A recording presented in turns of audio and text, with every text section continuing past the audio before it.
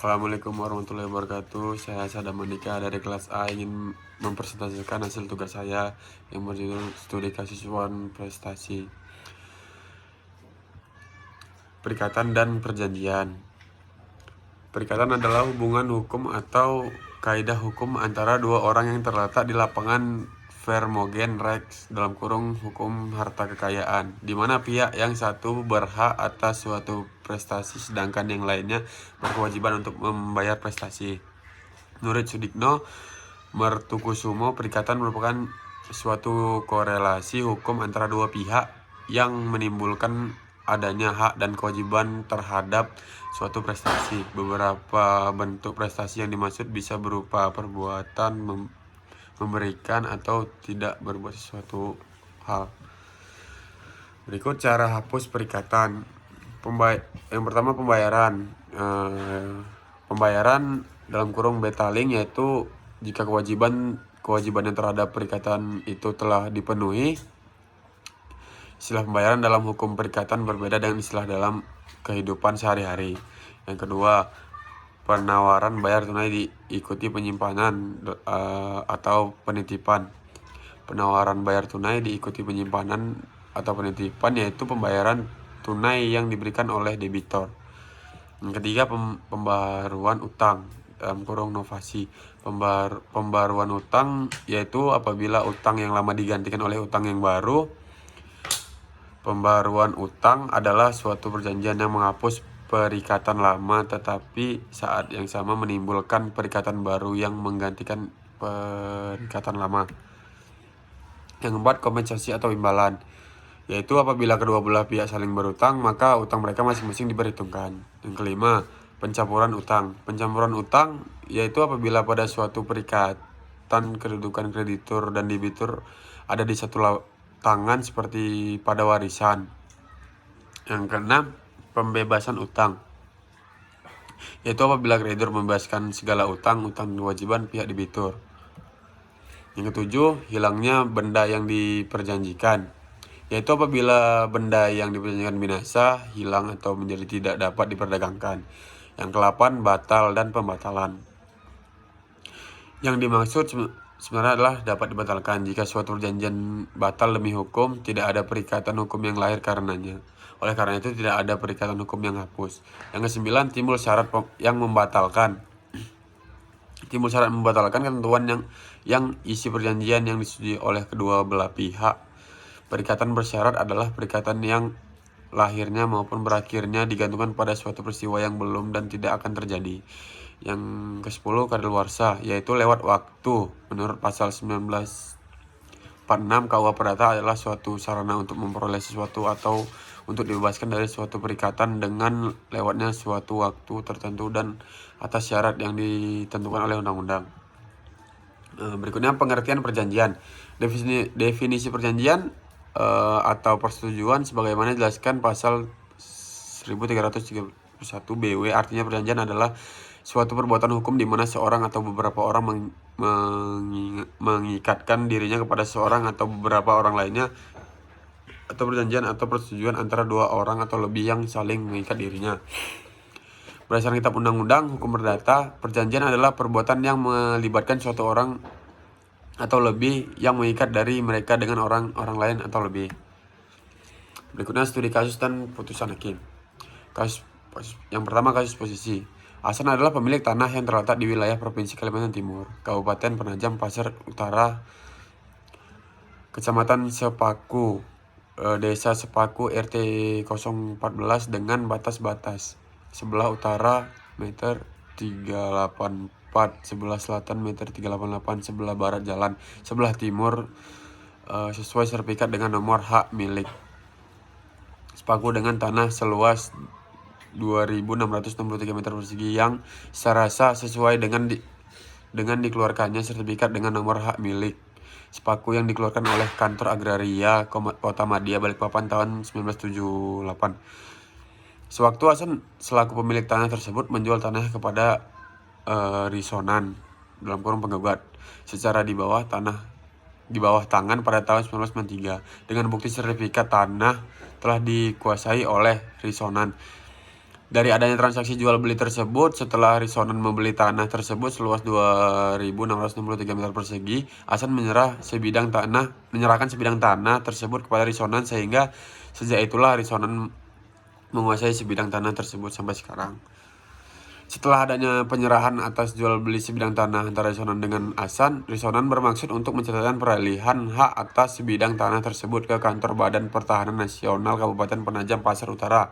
Namun kantor Badan Pertahanan Nasional Kabupaten Penajam Pasar Utara, Risonan mendapatkan penjelasan bahwa pencatatan peralihan hak atas sebidang tanah baik dengan cara jual beli atau dengan cara lain para pihak harus ada hadir guna menandatangani segala sesuatu yang berkaitan dengan peralihan hak. Bahwa dari penjelasan petugas kantor Badan Pertahanan Nasional Kabupaten Penajam Pasar Utara tersebut, Risonan mencari Hasan di kediamannya. Ternyata Hasan dari keterangan para tetangga dan tokoh masyarakat sudah lama meninggalkan rumah dan tidak tahu lagi di mana Hasan berdomisili. Dengan demikian, Hasan masih punya tanggung jawab dan suatu kewajiban yang harus dipenuhi dalam hal jual beli tanah perwatasan tersebut, sehingga Risonan adalah dirugikan karena tidak bisa balik nama hak atas sebidang tanah yang sudah Hasan jual kepada Risonan.